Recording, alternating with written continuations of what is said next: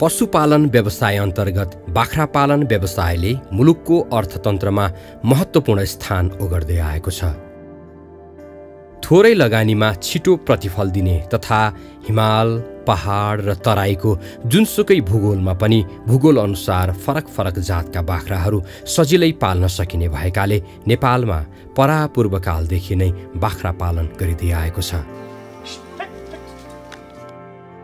विगतमा घरायासी प्रयोजनका लागि स्थानीय रैथाने जातका बाख्राहरू हिमाली क्षेत्रमा च्याङ्ग्रा, उच्च पहाडी क्षेत्रमा सिन्हाल, मध्य पहाड तथा उपत्यकामा खरी र तराईमा तराई बाख्रा पाल्ने गरिन्थ्यो।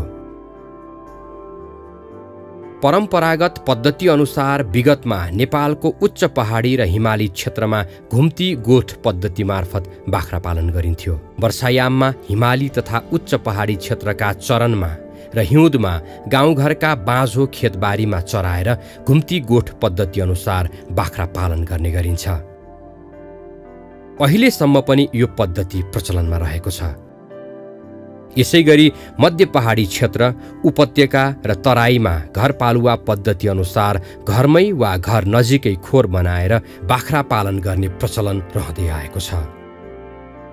बाख्रा पालनका लागि उन्नत प्रविधिको पर्याप्त खोज, अध्ययन तथा अनुसन्धान नहुनु तथा सामान्य जीविकोपार्जन गर्ने उद्देश्यले मात्रै बाख्रा पाल्ने प्रचलन रहेका कारण विगतमा बाख्रा पालन व्यवसायले व्यावसायिक रूप लिन सकिरहेको थिएन।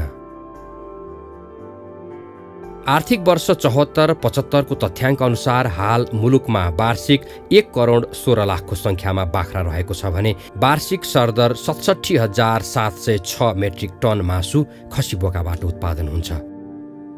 उक्त उत्पादनले खसी बोकाको मासुको वार्षिक मागको 86% मात्र पूर्ति गरेको छ भने बाँकी छिमेकी मुलुकबाट आयात गरिएको छ। वार्षिक सरदर 5 लाख भन्दा बढी बाख्रा मासुका लागि छिमेकी मुलुकहरूबाट आयात गरिनुले मासुजन्य उत्पादनमा मुलुक आत्मनिर्भर बन्न सकिरहेको छैन भन्ने पुष्टि हुन्छ। यसरी बाख्रा आयात गर्दा हुने आर्थिक घाटा बाहेक आयात गरिएका बिरामी बाख्राहरूबाट PPR लगायतका विभिन्न संक्रामक रोगहरूको महामारी समेत फैलिन सक्ने हुँदा यसले कृषकहरूलाई र समग्र मुलुकलाई नै ठूलो नोक्सानी पुर्याउँदै आएको छ। परम्परागत शैलीमा बाख्रा पालन गर्दा लगानी र श्रमको तुलनामा थोरै प्रतिफल प्राप्त हुने र मासुका लागि छिमेकी मुलुकमा आश्रित हुनुपर्ने बाध्यतालाई न्यूनीकरण गर्ने उद्देश्यले नेपाल सरकारले बाख्रा पालन व्यवसायलाई व्यवस्थित गर्न विक्रम सम्वत 2032 सालमा भारतबाट जमुनापारी तथा बारबारी जातका केही बाख्राहरू ल्याएर उन्नत जातका बाख्रा पालनको थालनी गरेको थियो। 2033 सालमा तनहुको बन्दीपुरमा केन्द्रीय बाख्रा विकास फर्म र त्यसको केही वर्षपछि कैलालीको बुढी तोलामा बाख्रा विकास फर्म स्थापना गरेर नेपालमा व्यावसायिक बाख्रा पालनका लागि खोज तथा अनुसन्धान सुरु भएको थियो। पछि विक्रम सम्वत 2048 सालमा विधिवत रूपमा नेपाल कृषि अनुसन्धान परिषदको स्थापना भएपछि बाख्रा अनुसन्धान केन्द्र बन्दीपुरबाट बाख्रा पालनमा उन्नत प्रविधि भित्र्याउने विषयमा ठोस प्रयासहरू सुरुवात गरियो। यो केन्द्रले बाख्रा पालन व्यवसायमा अनुसन्धान गरी स्थानीय जातमा खरी र सिन्हाल तथा उन्नत जातहरूमा जमुनापारी र बोर तथा यिनका वर्णशंकर जातहरू समेत कृषकलाई सिफारिस गरेको छ।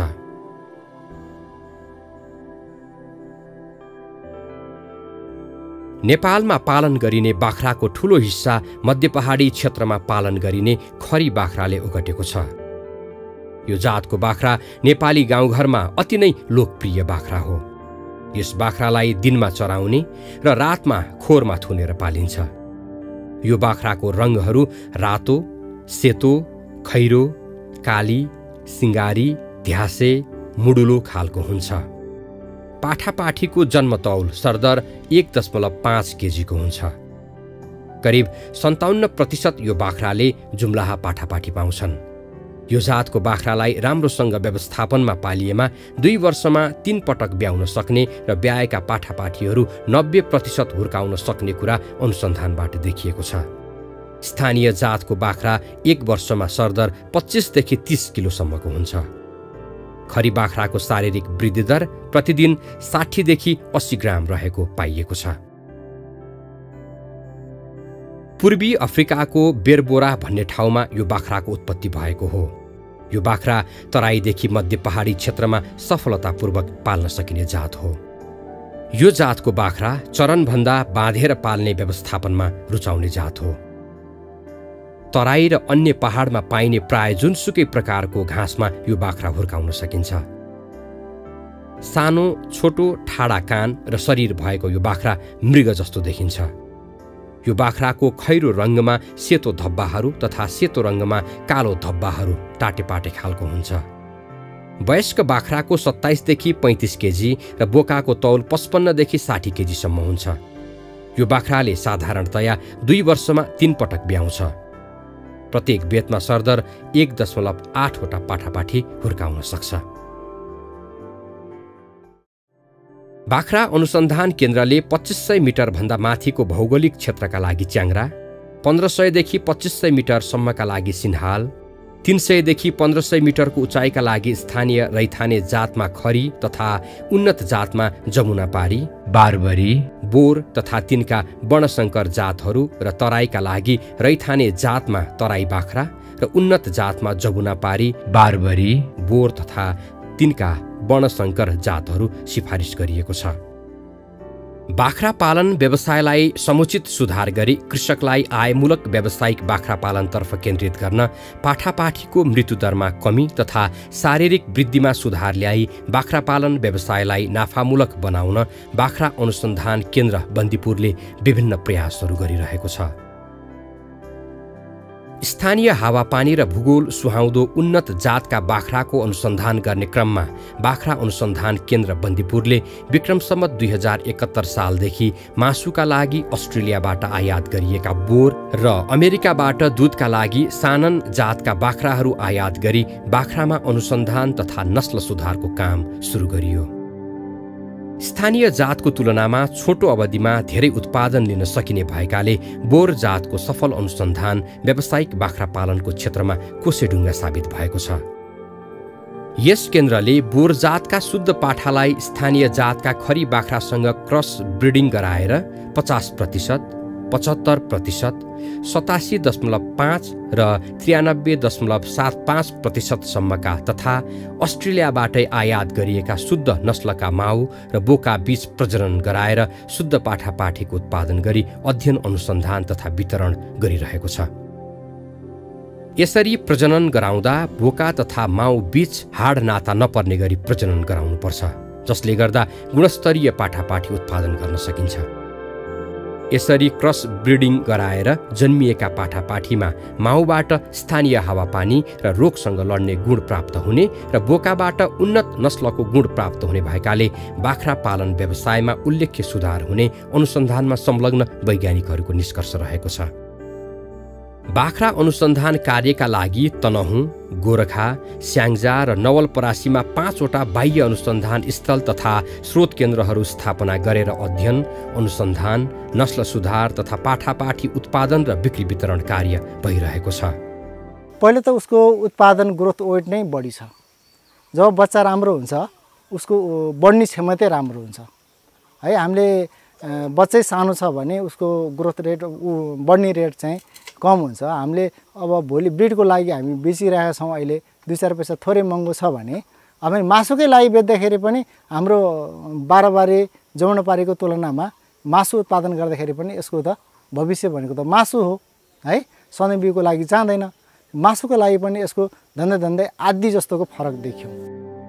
चिसो सहन सक्ने क्षमता कम भएका कारण बोर बाख्रा समुद्री सतहदेखि 1500 मिटर उचाइसम्म अर्थात् तराई, मध्य पहाड र उपत्यका क्षेत्रमा राम्ररी फस्टाउने अनुसन्धानले देखाएको छ। 1500 मिटर भन्दा उच्च भूभागमा भने स्थानीय जातका बाख्रा पाल्नु उपयुक्त हुन्छ। स्थानीय रैथाने जातका बाख्राको तुलनामा बोर जातको शारीरिक वृद्धि 2 गुणा बढी देखिएको छ। स्थानीय जातको बाख्रा 1 वर्षमा सरदर 25 देखि 30 किलोसम्मको हुन्छ, जबकि सोही अवधिमा बोयर 50 देखि 60 किलोसम्मको हुन्छ। स्थानीय जातको वयस्क बाख्राको तौल सरदर 35 देखि 40 किलोसम्म हुन्छ भने वयस्क बोरको सरदर तौल 110 देखि 135 किलोसम्मको हुन्छ। 50% शुद्ध नस्लको अनुसन्धान अनुसार पाठापाठीको जन्मिदाको औसत तौल 2.68 केजी, दुध छुटाउने उमेर अर्थात् 4 महिनामा 15.66 केजी, 8 महिनामा 27.40 केजी र 12 महिनामा 40.59 केजी पाइएको छ। बोयर जातको बोका र स्थानीय खरी जातको बाख्रासँग क्रस गराएर 50% का क्रसेसहरू निकालेका छौँ। त्यसै गरी 50% का क्रसेसहरू निक्लेको पाठीहरूलाई पुनः हामीले ब्याक क्रसिङ गराएर प्योर बोयर बोकासँग चाहिँ हामीले क्रसिङ गराएर 75% का पाठाहरू उत्पादन गरेर किसान समक्ष पुर्याएका छौँ।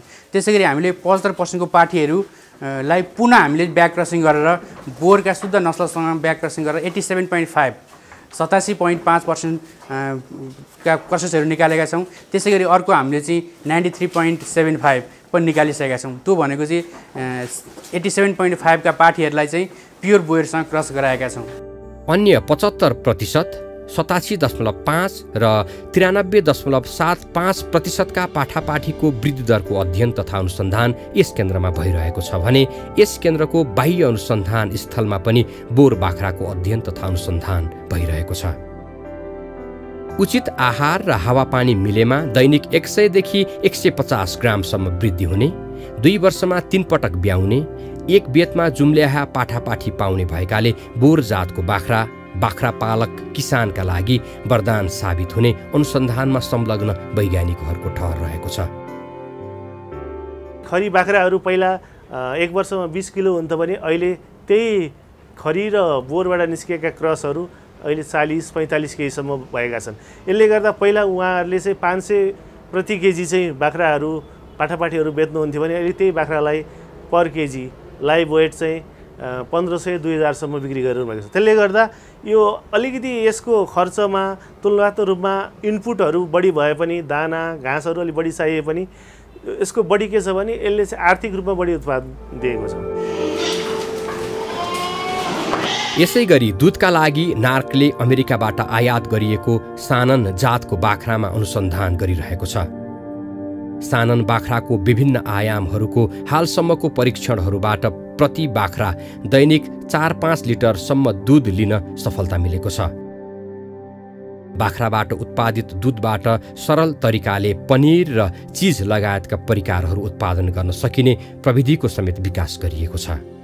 बाख्रा पालनका क्षेत्रमा नार्कले विकास गरेका यी उन्नत प्रविधिहरू अहिले किसान समक्ष पुगिसकेका छन्। नार्कले विकास गरेका उन्नत प्रविधिको प्रयोग गरेर सीमित स्रोत तथा साधन भएका सीमान्तकृत कृषकहरूले पनि आय आर्जन तथा जीविकोपार्जनका लागि सजिलै बाख्रा पाल्न सक्छन्। चाँडै हुर्किने, बढी उत्पादन दिने तथा आवश्यक परेको बेला तुरुन्तै बिक्री गर्न सकिने भएकाले बाख्रा पालक कृषकहरू माझ नार्कले विकास गरेका उन्नत प्रविधिहरू निकै लोकप्रिय हुँदै गएका छन्। अब चाहिँ पहिलाको चाहिँ बाख्राहरू हाम्रो खरी बाख्राहरू चाहिँ गरिन्थ्यो र अहिले चाहिँ व्यावसायिक बाख्रा गर्दाखेरि हामीले चाहिँ के अरे बन्दीपुर बाख्रा फर्मबाट चाहिँ बोर जातको बाख्रा पायौँ र व्यावसायिक किसानलाई चाहिँ असाध्यै बोरबाट फाइदा छ, किनभने यो छिटो बढ्ने र यसको दुधहरू पनि चाहिँ प्रशस्त चाहिँ आउने र अनि व्यावसायिक रूपबाट हेर्दा पनि आर्थिक पनि मूल्य पनि बढी हुने नाताबाट चाहिँ असाध्यै चाहिँ राम्रो छ। बाख्रा अनुसन्धान कार्यका लागि धेरै सीमाहरू छन्, तर यति हुँदाहुँदै पनि अनुसन्धान कार्यक्रमले बाख्रा पालन गर्ने उपयुक्त तरिका, दाना, खोरगोठ तथा स्वास्थ्य व्यवस्थापन लगायतका विषयमा उन्नत प्रविधिको विकास गरेर किसान समक्ष सिफारिस गर्दै आएको छ। बाख्रालाई घाँसपातका साथसाथै सन्तुलित दाना मिलाएर खुवाउनुपर्छ। बाख्राका लागि अरू उग्र्याउने पशुको तुलनामा बढी रेसादार डाले घाँस खुवाउनु उपयुक्त हुन्छ। सामान्यतया बाख्रालाई रेसादार घाँसहरू जस्तै बडहर, टाँकी, कुटमिरो, निमारो, खनायो, गिदरी, काब्रो, चुलेत्रो, दबदबे, खस्रु, बाँझ 5 पाते, बैस जस्ता बढी रेसा भएका डाले घाँस खुवाउनु उपयुक्त हुन्छ। मौसम अनुसारको विभिन्न हरियो घाँसका साथै बाख्रालाई सन्तुलित दाना समेत खुवाउनुपर्छ। मकैको पिठो 40%, धानको ढुटो 20%, दालको चोकर 10%, गहुँ वा जौको चोकर 20%, पिना 9% र नुन 1% मिलाएर गाउँघरमै समेत दाना निर्माण गर्न सकिन्छ। यस्तो दाना वयस्क बाख्रालाई दैनिक 5 मुठी र पाठापाठीलाई 2 देखि 3 मुठीसम्म मिलाएर खुवाउनुपर्छ। यस्तै एउटा वयस्क बाख्राका लागि दैनिक 2 देखि 4 लिटर स्वच्छ पानी खुवाउनुपर्छ। बाख्रालाई घाँस र दाना खुवाउन तथा क्षति नियन्त्रणका लागि chain barrel feeder, rectangular feeder, झुन्ड्याएर घाँस खुवाउने तरिका तथा हेक्जागोनल फिडर जस्ता सुधारिएका टाट्नुको प्रयोग गरी घाँस खुवाउनुपर्छ। वयस्क बाख्रालाई दैनिक औसत 3.5 किलोसम्म आहाराको आवश्यक पर्दछ। तर दुधको लागि पालिएको बाख्रालाई दैनिक 4 किलोसम्म आहारा आवश्यक पर्दछ।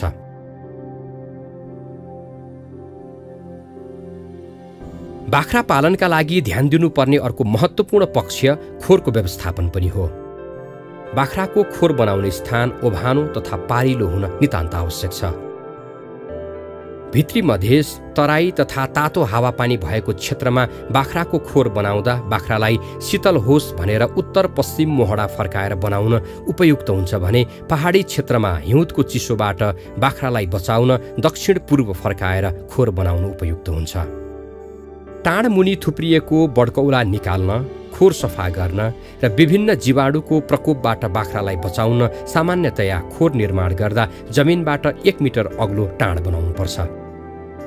टाँड बनाउँदा बाख्राका बड्क्यौला टाँडमा नअड्किउन् भन्नका लागि कम्तीमा 1.5 सेन्टिमिटरको फरकमा काठमा डन्डीहरू ठोक्नु पर्दछ। खोरको लम्बाइ र चौडाइ आफूले पाल्ने बाख्राको सङ्ख्या हेरी आवश्यकता अनुसारको फराकिलो बनाउनुपर्छ। तर खोरको भित्र उचाइ भने कम्तीमा 6 फिट हुन आवश्यक छ। खोर बनाउँदा ब्याउने बाख्री, खसी बोका तथा 4 महिनाभन्दा बढी उमेरका पाठापाठीका लागि अवस्था हेरी खोरको भित्री भागमा छुट्टा छुट्टै कोठा बनाएर राख्नुपर्छ। बाख्रालाई श्वास प्रश्वास सम्बन्धी समस्या नहोस् भन्नका लागि खोरभित्र ताजा हावा खेल्ने पर्याप्त व्यवस्था हुनुपर्छ। जाडो र गर्मी मौसममा अवस्था अनुसार खोरभित्र हावा घटबड गर्न मिल्ने गरी झ्यालढोका मिलाएर खोर निर्माण गर्न उपयुक्त हुन्छ। बाख्रालाई लाग्न सक्ने विभिन्न प्रकारका रोग तथा प्रकोपबाट मुक्त गर्न नसके कृषकहरूले अस्वाभाविक क्षति बिहोर्नुपर्छ। त्यसैले बाख्रा पालन गर्दा बाख्रामा लाग्न सक्ने विभिन्न रोग र त्यसको उपचार पद्धतिका बारेमा सचेत रहँदै बाख्रालाई नियमित स्वास्थ्य परीक्षण गराउनु पर्दछ। बाख्रामा महामारीको रूपमा फैलन सक्ने रोगहरूमध्ये पिपिआर सबैभन्दा खतरनाक रोग हो। त्यसैले बाख्रालाई वर्षेनी पिपिआर विरुद्धको खोप दिनुपर्छ। त्यसै गरी जीवाणु, विषाणु तथा अन्य ढुसीहरूबाट पनि विभिन्न प्रकारका रोगहरू लाग्ने गर्दछन्। त्यस्तै विषाणुबाट लाग्ने सरुवा रोग, महला, फोक्सोमा संक्रमण भई श्वास फेर्न अप्ठ्यारो भएमा निमोनिया, च्यापु सुन्निने, दुब्लाउँदै जाने र छेर्ने समस्या देखिएमा जुका, नाम्ले वा माटे जस्ता रोगको उपचार गर्नुपर्छ। कहिलेकाहीँ दाना र आहारको गडबडीका कारण पाचन प्रणालीमा समस्या भएर बाख्राको पेट ढाडिने समस्या पनि देखिन सक्छ भने लुतो जस्ता रोगहरूले बाख्रालाई प्रभावित पार्न सक्छ। यस्ता रोगको लक्षण देखिएमा समयमा नै उपचार गर्नु उचित हुन्छ। खास गरी बाख्रालाई रोग नै लाग्न नदिनका लागि बाख्राको खोर हावा पस्ने, सुक्खा र न्यानो हुनुपर्छ। नियमित स्वास्थ्य परीक्षण गराउनुपर्छ। समय समयमा खोरमा फिनेल छर्किनुपर्छ। जैविक सुरक्षाका विभिन्न विधिहरू अपनाउनुपर्छ। समय समयमा जुकाको औषधि खुवाउनुपर्छ। बाख्रासँगै कुकुर वा बिरालो जस्ता जनावर पालिएका छन् भने कुकुर बिरालोलाई नियमित रूपमा रेबिज विरुद्धको खोप लगाउनुको साथै जुकाको औषधि दिनुपर्छ। बिरामी बाख्रालाई अलग्गै राखेर पशु चिकित्सक तथा पशु प्राविधिकको सहयोगमा उपचार गर्नुपर्छ। बाख्रा पालनलाई व्यावसायिक र नाफामुखी बनाउनका लागि विभिन्न प्रकारका व्यवस्थापकीय सुधार गर्नुपर्ने हुन्छ। कृषकको आय स्तर बढाउन, रोजगार सृजना गर्न तथा मासुको माग आपूर्ति र आयात प्रतिस्थापन गर्न व्यावसायिक बाख्रा पालनको ठूलो भूमिका रहेको छ र यसका लागि कृषकहरूले उन्नत प्रविधिको अवलम्बन गरी व्यावसायिक बन्नु नै उत्तम विकल्प हुनेछ।